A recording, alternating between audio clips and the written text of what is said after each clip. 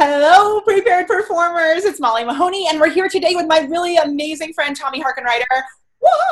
That's Tommy, and he's a super crazy, talented, fantastic human. He's an awesome guitar player and also has a really enormous, kind of mind-blowingly amazing studio where he teaches as well. So I asked him to come on so that we could talk about how he first launched this teaching career of his as well that complements his performing, and just a little, if we can get some information about how that's gone and how he continues to keep it going.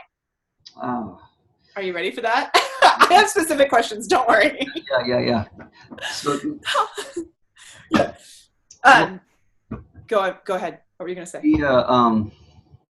you know what? Anything that you love in life that you want to monetize. I think that's the fuel that'll. Oh my gosh, Tommy, you're reading my mind, because my first question, that's like exactly where I was going to start, because my first question was, when did you first realize that you really loved playing guitar? Because I think that's so important, that if you do want to turn anything into a business in a crazy way like this, it has to be something that you love. I've always been I've always been passionate about blues and American roots music. And, I started at 10 years old, 11 years old. And, there was some, derailments on the way, obviously, because you're 10, 11 years old. So, But even as an adult, there's derailments.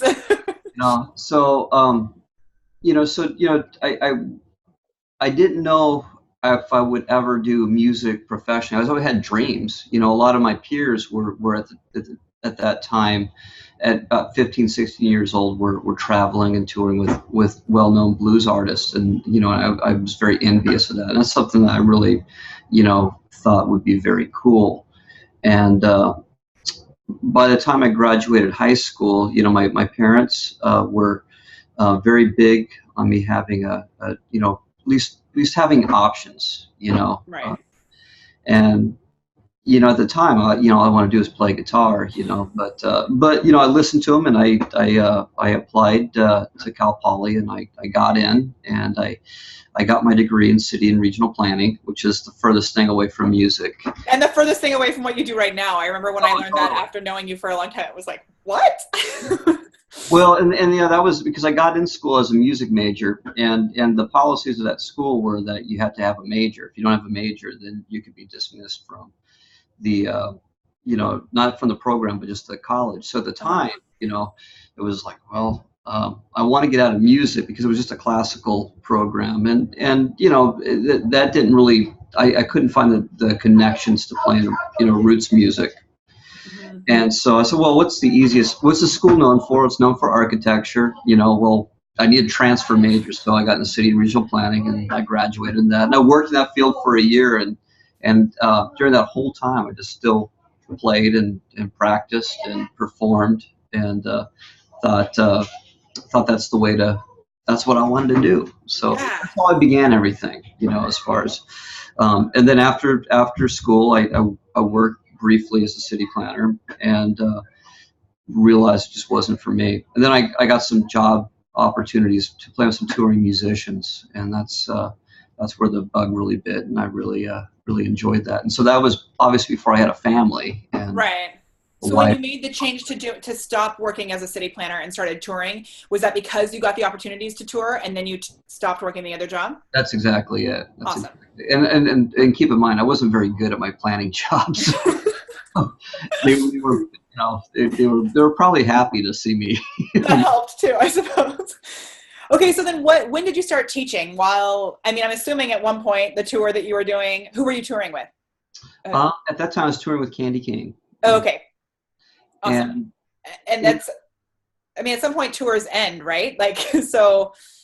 Well, yeah, her thing kind of kept, going.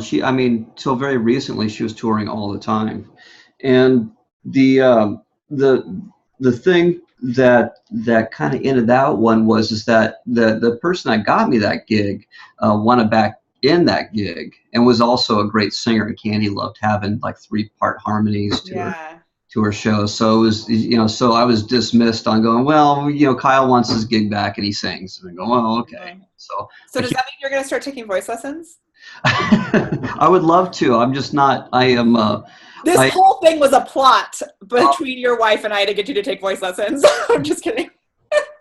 Well, I would, and it do everything you want when you're young, because when you become proficient at whatever you're at, you realize that you got to suck before you're good. Not really ready to suck at singing. Everybody heard it here first that Tommy Harkenreiter is going to start taking voice lessons.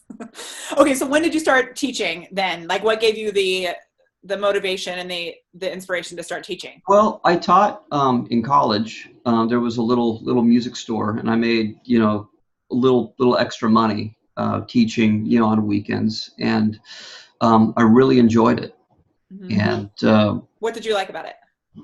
I like the interaction with people, and it was reinforcing to me, because I had to understand why I do the things that I do in my performance and have to articulate that to other folks. And then I liked on the most grand scheme, I liked how people got fired up about that, and I feel like my input is like, wow, I there was some inspiration there, and I know we've talked a little bit about this, but can you say a little bit more about the idea that you have to refine what you're doing as a performer in order to be able to explain it to somebody else? How you feel that affects you as a performer? Let's say say it one more time. Let's see.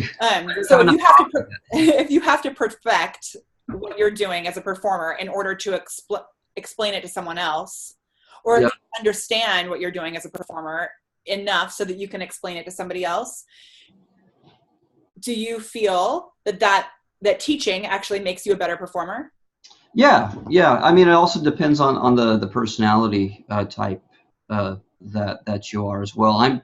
I'm very analytical. I derive a lot of satisfaction on knowing, why things work or where they came from. I really never like things just for the sake of playing something arbitrarily and have it sound good. It's like there's got to be more to it. There's a reason why that sounds good. There's probably some sort of history on why certain players played the way they played and did what they did, and so I like that, and it does reinforce my performance, because when I have students, it is symbiotic. I can't do teaching without performing, and vice versa.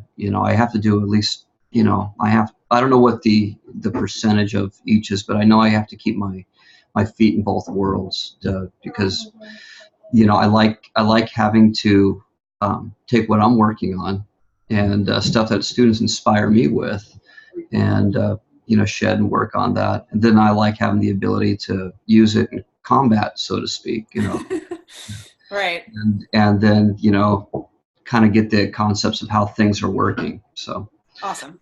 Because I know sometimes people, there's that, I don't know who originally said this, but there's that idea that those who don't teach, that, and I've heard some people, when I've started talking about my course, the Prepared Performer Profits, which helps performers to be able to launch their own businesses.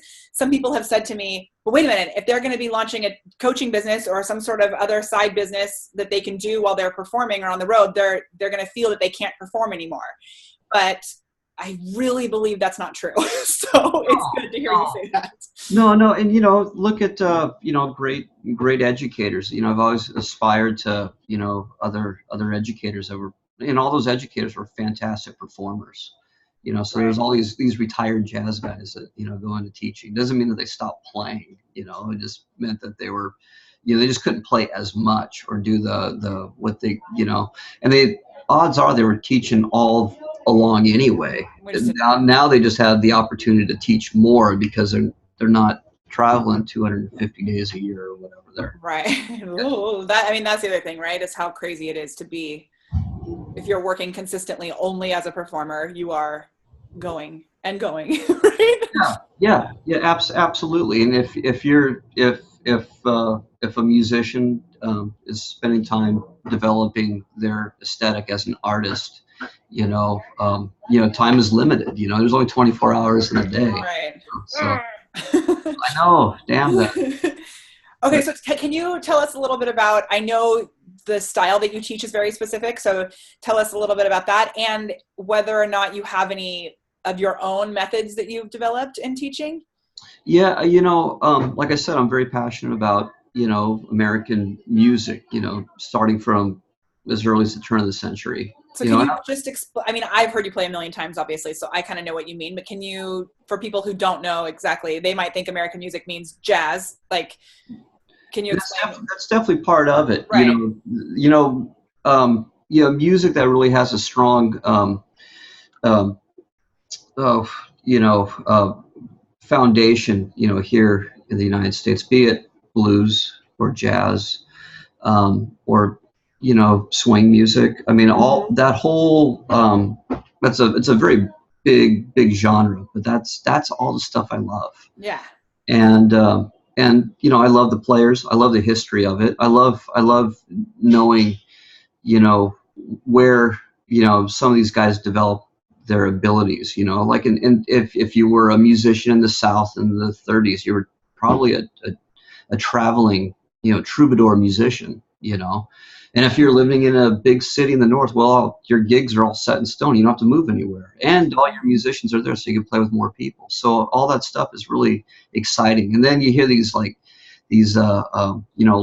and phrases and lyrical content that seems to be very derivative of specific regions and specific time periods, and that's really engaging for me. Cool. And a lot of other people now, because you are so specialized in that. You have like a forum. Tell us a little bit about your forum. My forum is, just another way for me and my students to geek out. Sit there and But you can tell that it's something that you are like so passionate about, and that because you focused on that, even though you said it's a wide genre, it is rather specific. It's not just music in general, right? Or guitar music in general. No. And focusing on that allowed other people to attract to the same who love that also. Yes. To come together. Yeah. There was always this Canada music, there was always a scene for it, but technology didn't exist for us to interface. There wasn't there wasn't Facebook, where you could sit on a group and just nerd out. There was no YouTube, no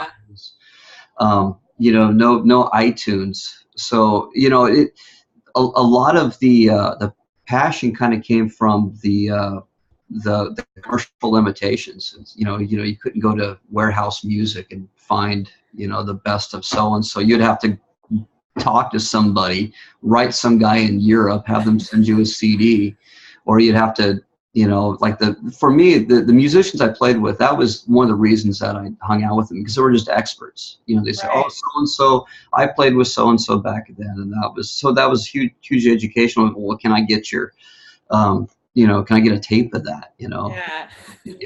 And so I'm not alone. A lot of people did that. Of course, now we like to share all those trials of us acquiring those 45s and those copies of tapes, those VHS tapes that of stuff. And I remember spending a fortune on these things. And I remember just doing all sorts of just stupid stuff. I know my dad was all pissed off. I let my car insurance lapse because I found a 8 CD box set of Sun R&B music. It was like a limited pressing. It was it's like, wow, that's $100. That is way more important than car insurance. Oh yeah, well, yeah. I drove very safely for a while.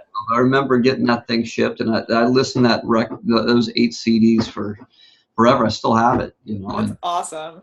And so back to the forum. The forum is really just the kind of the next step of what I did organically as a kid, meeting up with other people and sharing that information. Yeah. And that's really what that forum is really designed about. And is the forum something that's free, or is that a membership forum? No, that's totally free. Totally free. Awesome. But it's a great way for people to find you as well. Yeah, absolutely. I like my forum, and it's definitely gotten more special, because it's really designed for all students that I have already. And I belong to groups on Facebook, Jump Blues groups, which is really nice because it's very active and very in the moment. So you can write something and you get responses right away. And I Can I like. ask you a weird question that you Yeah. probably don't do, but I just want to know if you do or not? With those groups that you're in Facebook, do you just go in there randomly, or do you set a scheduled time to make sure that you're interacting with people in those groups? You know what? I guess you could say it's a schedule. If I get my coffee in the morning, get Ava off to school, and I turn it on. But I don't have a set. I don't have a set time. You know what happens is I get a notification of like so and so posted something about something. I go, that's some cool stuff. And then then I want to see what's going on, or I'll So it's very arbitrary. Organic, if you're gonna say, it's one of the things that I recommend to people who are starting off, is to make sure that you're in groups that are like around your niche, and that you're offering great information, that you're not in there like trying to sell things, but that you're just being a part of the conversation and contributing to the, contributing. Yeah, that's it. And I can argue and say that it is a big part of my business, but it's not why I do it. I derive so much cool stuff from that, and someone posts, now people are putting up videos of old footage that I've never seen before, and that's so cool. Yeah, awesome. So I know you were teaching in at studios, so can you talk a little about how you ended up teaching at studios first, and then how you transitioned into teaching for yourself mainly? Yeah, there was a music school, after I got done teach with Candy Cane that I used to go to down in Carlsbad, California, and they offered me a job as soon as I stopped touring, and it was a great time. It was right down near Oceanside, and it was before any of the Gulf conflicts or anything like that. So there was a ton of Marines, and it was still a relatively affordable place, kind of a upper middle class place to live. So there was a lot of homeschool children. Oh yeah. And so it was a great opportunity for me to teach all day long and teach a lot. Yeah. And the staff there was just incredibly nice. They all mentored me from when I was a little kid. So it was really kind of a nice blessing. And That's so cool. I didn't realize that was the first place you taught, was somewhere that you had studied at also. That's cool. Yeah. And so all the teachers there, they were all friends of mine. And at points I took lessons there. I took a voice lesson there, when I was when I was like probably 15 or 16. Yeah. And so what made that cost prohibitive was just gas prices started going up because I live up here in Orange County.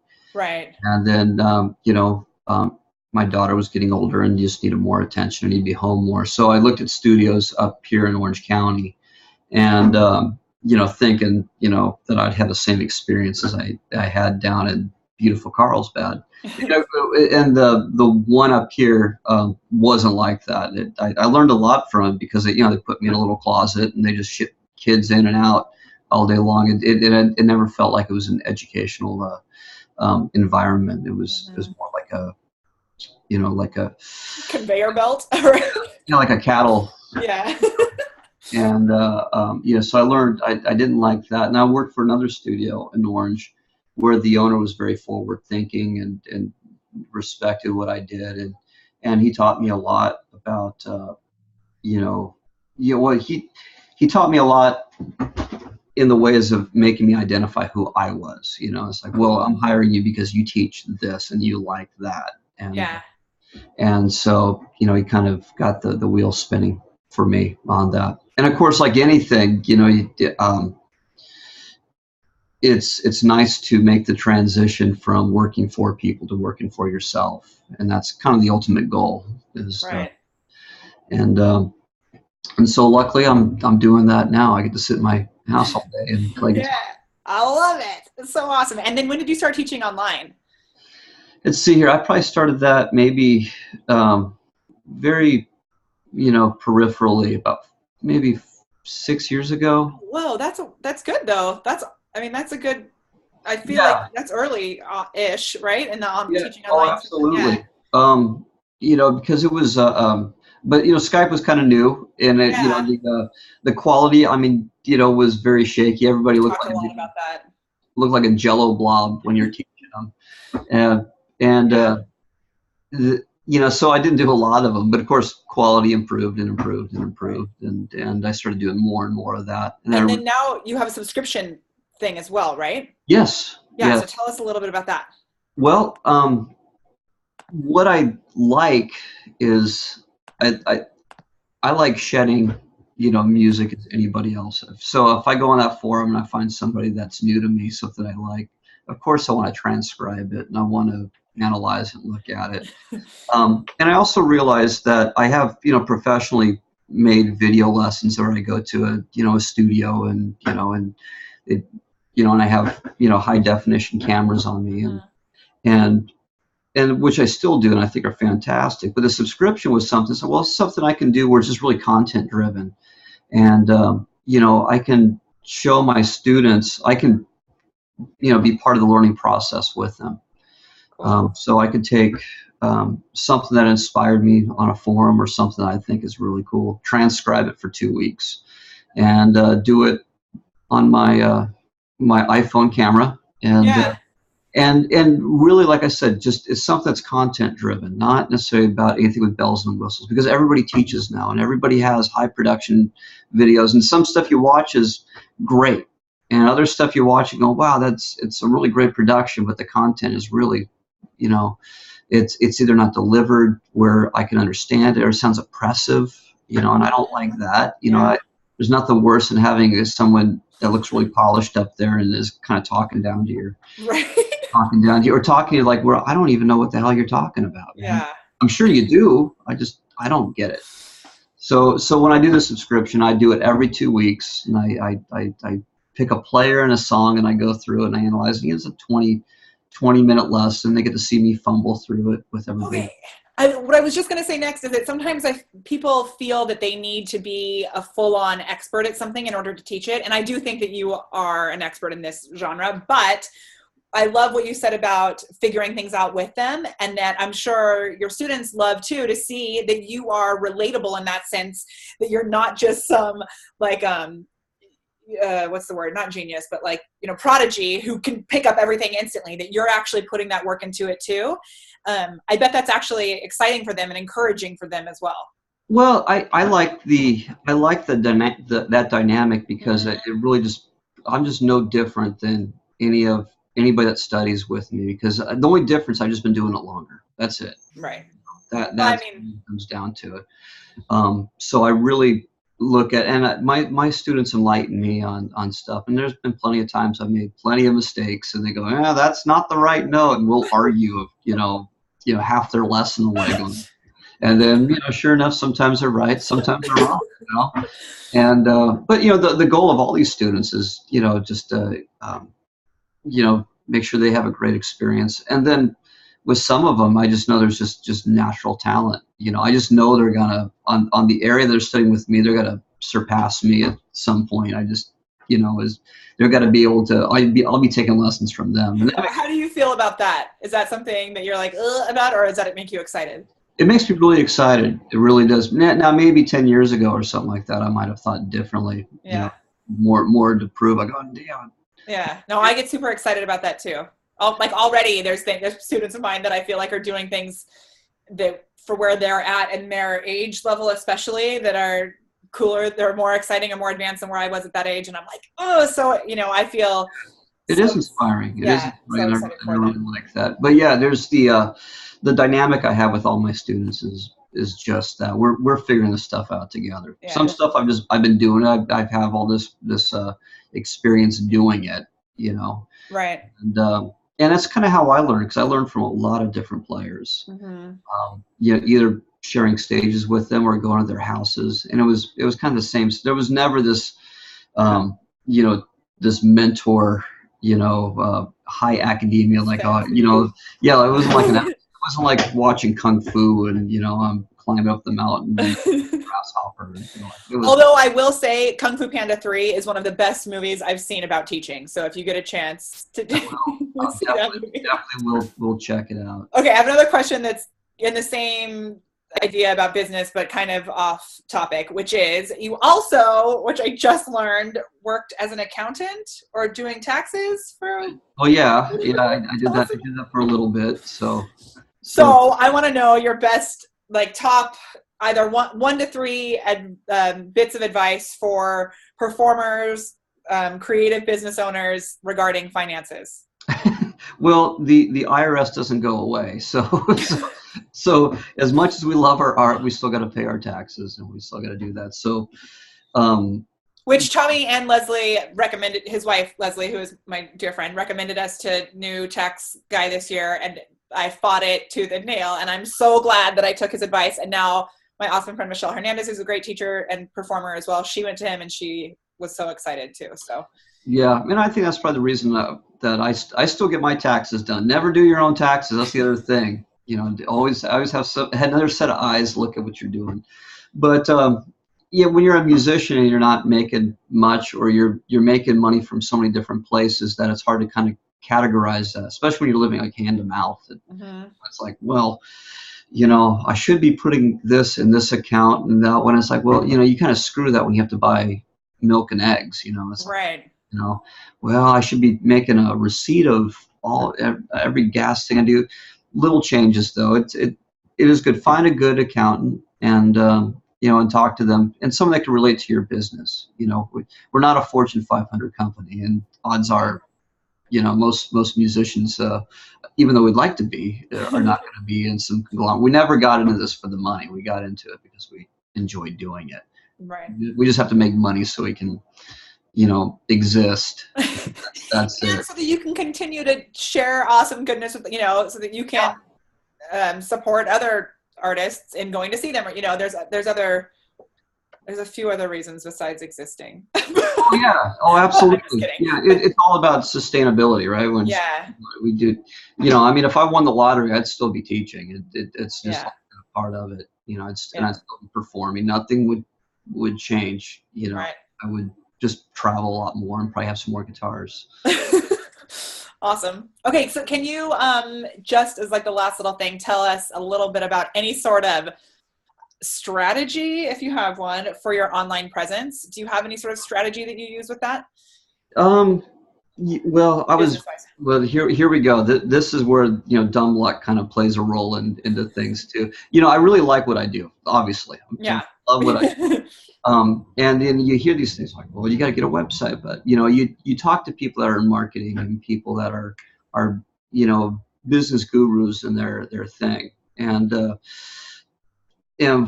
it's like, well, I know what I am, I know what I do, which is the most important thing for any performer or teacher is that what your aesthetic is, and who you're serving, because I think you're great about that too. But there's so many players and musicians in today's time that are really just Swiss Army knife musicians. They're taught to do a little bit of everything, and not necessarily be good at one thing, and maybe not necessarily be true to their whatever their calling is. Right. So for my strategies, for presence and talking to people, I started with a small website. People are wanting to like, well, we should build a website like this. I said, forget that. I got a GoDaddy account, and I set up a little website. And this is what I have to say. I put all the text in. This is what I took it, and this is what I'm doing. And then I took it to my web guy, and goes, oh yeah, I get it now. And then when I started a shop, he was going, well, we could do this, and we can. I go, okay, no, this is what I'm doing, and I set up the shop, But I kind of knew what I was looking for, and I'm lucky people found it, and I'm lucky people support me, and lucky that I keep doing it. Do you have like an email list that you send out, or anything that you keep people? Yeah, I try to keep people appraised, by them going to my website. I also post things on my forum. I post things on Facebook. I do Instagram. I do send out emails. I don't send out as many emails as I probably should, but I also know that when people send me emails, we get bombarded all the time by emails. So when I do an email, I do it more seldomly, and it's really catering for the people that aren't on social media. It's right, who wouldn't be getting that information anyway. Wouldn't be getting that information otherwise. You also have an event. Can you talk about your clinic? Yeah. Yes, that's a really cool thing too. I do. Another thing that I really enjoy is that I got to play with lots of great musicians, and I was lucky to get access to them and then become my friends. And, I thought, man, I wish I had that experience when I was, younger and just kind of developing, my way of playing. And so I host clinics, which are really pretty much like a Conan O'Brien, talk hour. It depends on whatever the direction goes. Yeah. It's almost like this. It's a Q&A, and all these players have distinct voices and in blues and roots and swing and are, in a lot of ways have really staked their claim on this genre of music. And it's nice to have them talk to, my students and people that are interested in that music. It's also a good way to revalidate that, my heroes are valid to, people actually care about, this stuff. So I think it's a great opportunity for everyone, Yeah. I think also it's similar to the Vocal Jam. I host a Broadway themed open mic night once a month or twice a month. We're doing it twice in May, but it's like super specific. It's not just a regular open mic night you can go to and show up with your guitar. You could show up with a guitar because people do, but it's not like it's something where there's sheet music and someone has to play the things on the piano. It's not like karaoke, it's very specific to that type of need that was not being served in Orange County. And same thing with you. I feel like it's not just a regular open mic night that you can come hang out at. It's a very specific, the clinic situation is really specific to that genre, and it's in a cool place. Like, was that just luck that I started my clinics at the studio I worked at before. Oh, I didn't even know that. Okay, cool. And it was just a grand experiment. We're just seeing if there was people that had interest in this, and they did. And when I migrated away from that studio, I still want to take that tradition of having these clinics, because I was totally in awe. And, we'd advertise having our friends, like Kid Ramos or Rick Holmstrom, or people that are great guitar players and really kind of legends for people that play this style of music. And the people showed up and were just excited about it. And so it was an element that after I left my studio that I want to carry on. And my buddy, Dave Valdez, who owns the Beatnik Bandito, has this fantastic, record store, which is, for a lot of people that don't know, those records are, big round black discs. You put them on a thing, you put a needle on it. It's really cool. The whole process of putting a record on is really just bitching. And Dave was trying to do lots of different things, and him and I talked. So I need a venue to host my events, and I love the energy of this place, love the way it sounds, and so we've been doing that for over a year now, and they've been great. This Sunday we're having my friend Jeff Ross. Just a extremely underrated guitar player, play with everybody. So he was in the Bellamy Brothers for years, which was a country band. He played in this super, session band called the Helicasters, which is just unbelievable. He's played with everybody. Cool. And it's good to have him. And I get to hear lots of great stories you might not hear otherwise, and hear ideas of how he approaches his playing, and I think also you might not look at it this way, maybe you do, but from a business analyzing standpoint, like analyzing it as a business choice, it also sets you up as, and I don't think this is your motivation behind it, but I think it also sets you up as an authority in this genre, which I think you already are. But when you're putting on events like this, then people see like, oh, Tommy, that's the guy that does that, he's the guy who specializes in this. It really, when you organize an event like that, where you're bringing like-minded people together, it helps to, as a business-wise, it helps to establish your authority in that genre. Yeah, and you're right. That was never a motivation. That was never a thought. I think a lot of this just stems from the limitations that I had when I was learning. When I was 12 years old, and go, how do you play Little Walter songs? How do I get that? Then you hunt down one guy that gives you a tape. It's all garbled, or you get a record, and then you play it, and then you talk to somebody who goes, oh, you're playing it all wrong. And then you learn the correct way to play it. Then you talk to so-and-so. Then you end up at the guy's house, the bass player's house that record. I mean, there was all this stuff that, these hoops that we all went through, which is kind of cool. It's like planes, trains, and automobiles. But I'd like to streamline that, and make that available to everybody, because I know people love this stuff, and I never stop learning, and this also provides the vehicle for me to keep learning as well. But yeah, on a business thing, but it never started. Again, it's dumb luck, No, but I mean, I know you say it's dumb luck, but I think really it speaks wonders for sticking true to what you're really passionate about, and the fact that you are like an amazingly generous, kind human being as well. So I think if you came into it only looking at, I'm going to put this clinic together so that people know that I'm the man about this, I don't think it would have the same pull that it does, because people go through that. So they know that you're there because you found something that truly gives you that bubbly feeling in your chest, makes you excited, and you're celebrating it. Yeah, it's a great way of articulating all that. So and who knows what else is going to happen in my future? What am I going to do to keep the business going? Because that is part of it, right? Business models and technologies change, and how do you? Yeah, are you on Snapchat? What's that? Are you on Snapchat? I'm on Snapchat. I just got back from the social media marketing world, and the entire conference was basically all about Snapchat. So I've been resisting it like hardcore. I try to have my trainer at the gym teach me how to use it, but I'm making the whole vocal jam. The next one is all going to be Snapchat. Like a full campaign. I've created a geo filter, which I'm going to hopefully get approved, and then I don't even know if you know what that is, but I'm going to have everybody Snapchatting the vocal jam. So. Oh man, yeah. I'll try. One thing is all my guys are very vocal, and that might be a bad thing. I might be spending my whole day talking about, Deke Phillips, his 3 recordings played, in 1947. It could go on for days. And He's going to be like Periscope nonstop, just 24-hour Periscope from Tommy Harkin Writer. It'd be great. I love it. I'd love that. So that, those are future, thoughts, and I got to keep on top of that. Like the subscription was, and a lot of these ideas I have for my business are really derived on, well, what would I like to have? What would I like to do? What's also got to serve, me? How can I benefit, educationally from it?